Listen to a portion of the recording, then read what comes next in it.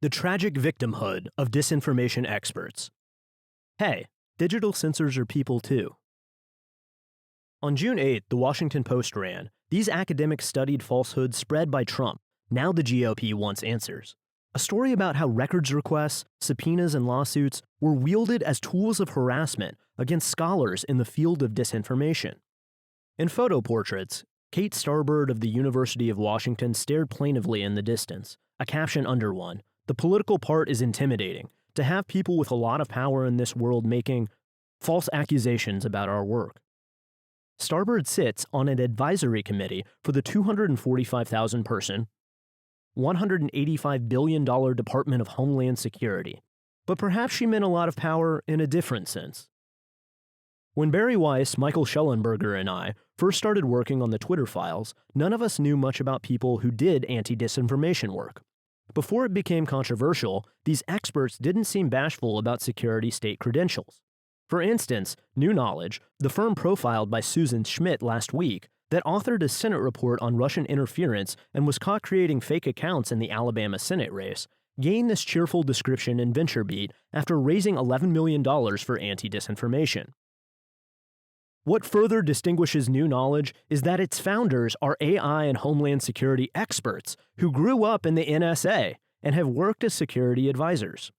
CEO Jonathan Morgan, for instance, was an advisor for the U.S. State Department and published research at the Brookings Institution.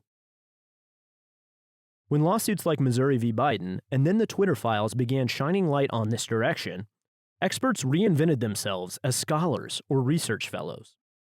That their LinkedIn pages often featured odd gaps or periods listed as consultants to the military or the FBI was apparently not important, nor that anti-disinformation is not an academic discipline.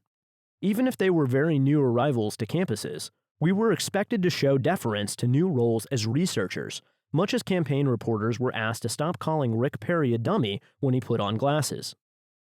Reporters once didn't fall for this sort of thing, reserving special bile for politicians or spooks who tried to pass themselves off as intellectuals. But these days they swoon like teen girls seeing the Elvis wiggle for the first time for anti-disinformationists, with anchors like Nicole Wallace, Brian Stelter, and Rachel Maddow giving the "we're not worthy" treatment to anyone with intelligence credentials who utters dire prophecies about Trump and fake news. Even the once mocked smart glasses trick became foolproof, as former counterterrorism warriors like Hamilton 68 frontman Clint Watts earned plaudits as bespectacled disinformation experts. And even media figures who once went for hunky or fetching in headshots donned solemn expressions and glasses when moved to the disinfo beat. I don't remember Rick Stingle wearing specs much as editor of Time magazine, but he accessorizes nicely in his new role as former head of the Global Engagement Center, pimping books like Information Wars. This is all background for Big Brother is flagging you about the House Weaponization of Government Committee report on Stanford's Election Integrity Partnership. I've been in media long enough not to be shocked by much, but the people picked to man anti-disinformation bureaucracies have an almost admirably bottomless capacity for self-pity and deception. With teary eyes, they'll swear they're not in the censorship business, but then it will come out that they're sending notes to platforms like, "We recommend these posts be removed immediately."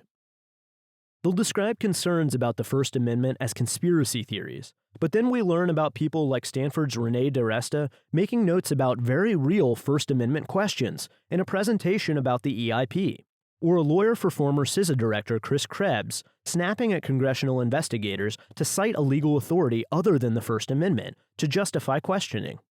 Researchers will declare unequivocally that CISA did not found, fund, or control their program. But then it will come out the superficially private structure of the EIP was necessary because DHS cannot openly endorse the portal, while a behind-the-scenes arrangement was fine, and so on.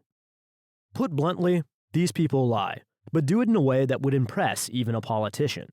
And one of the many times I was pestered this year by a mainstream reporter asking why a nice scholar like DiResta should be prevented from just doing research, I asked him to go back and find out what academic credentials qualified her for scholar status.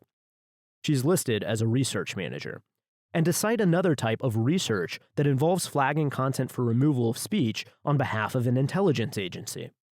As my podcast partner Walter Kern puts it, Stanford's observatory is the first one in history that destroys planets. I asked the same reporter why non-doctors should be allowed to police the scientific opinions of MDs and PhDs, why publicly funded programs targeting the speech of voters should be exempt from FOIA requests, and so on. But it's hopeless. In the new world, brazen enough scams are respected. Those who don't fall for them become the outlaws, and we all have to get used to it. Thanks for listening to the audio version of this article. For more, visit racket.news.